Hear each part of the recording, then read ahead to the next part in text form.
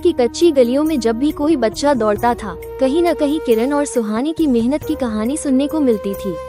माँ बाप की मौत के बाद ये दो बहनें रह गई थी। एक छोटा सा मिट्टी का घर, आधा एकड़ खेत और माँ की एक पुरानी डायरी जिसमें लिखा था, बेटियों, जब हम न रहें तो अपने खेत का ध्यान रखना, वो हमारे खून और पसीने से सींचा गया है। किसी को मत देना, चाहे दुनिया ही क्यों न खिलाफ हो जाए।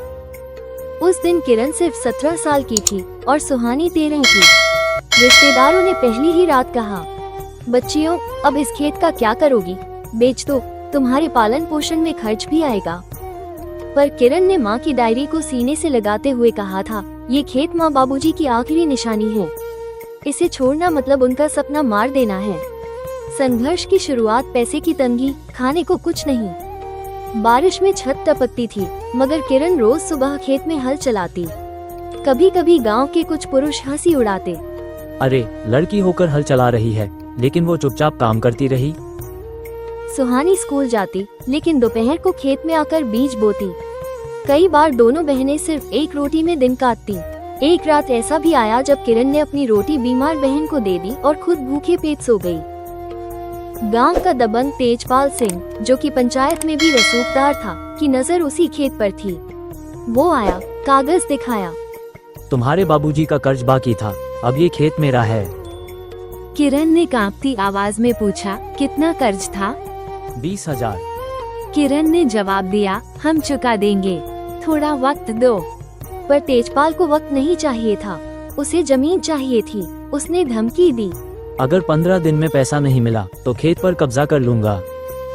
किरण और सुहानी ने एक पुरानी संदूक में रखी माँ की चिट्ठियों को फिर पढ़ा।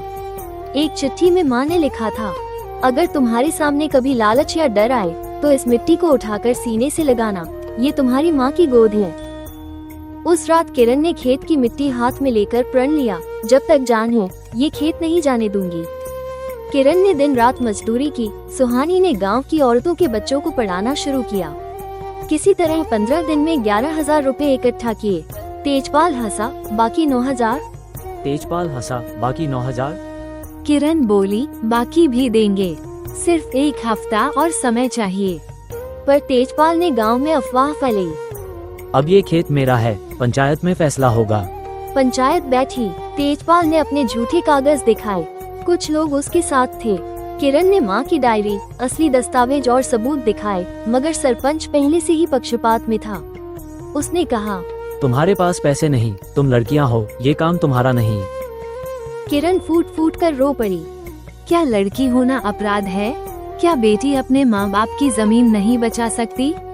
तभी गांव की बूढ़ी महिला रामदेई दादी उठी, बोली, मैंने इन बच्चियों को अपनी आंखों से खेत जोतते देखा है। माँ बाप की तरह मेहनत करती हैं। ये जमीन इनकी है। धीरे धीरे पंचायत का रुख बदलने लगा। तेजपाल ने कोर्ट केस कर दिया, बहनों ने वकील किया। पैसे नहीं थे तो गांव के कुछ युवाओं ने मदद की। सुहानी ने सोशल मीडिया पर सच्चाई बताई, वीडियो वायरल हो गया। कई रातें अदालत के कागजों में बीती। किरण की तबीयत खराब हो गई, लेकिन कोर्ट के हर सुनवाई में वो हाजिर रही। फैसले वाले दिन कोर्ट में किरण की गवाही ने सबका दिल छू लिया। उसने कहा, मेरे माँ बाबूजी इस मिट्टी में हैं। ये खेत उनकी मजार है। अगर कोई इसे छीनना चाहता है तो पहले मुझे कुचलना होगा। कोर्ट ने दस्तावेज देखकर फैसला दिया, जमीन पर पूर्ण अधिकार किरण और सुहानी का है। तेजपाल द्वारा किया गया दावा झूठा है। बहनें फूट फूट कर रो पड़ी। उस दिन गांव वालों ने खड़े होकर तालियां बजाईं। तेजपाल मुंह छिपाकर भाग गया। कहानी का अंत अब किरण और सुहानी का खेत लहराता है।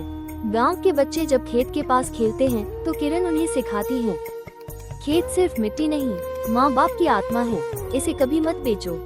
अगर आप सारे लोग का यह वीडियो अच्छा लगा तो चैनल को सब्सक्राइब और लाइक करना ना भूलें।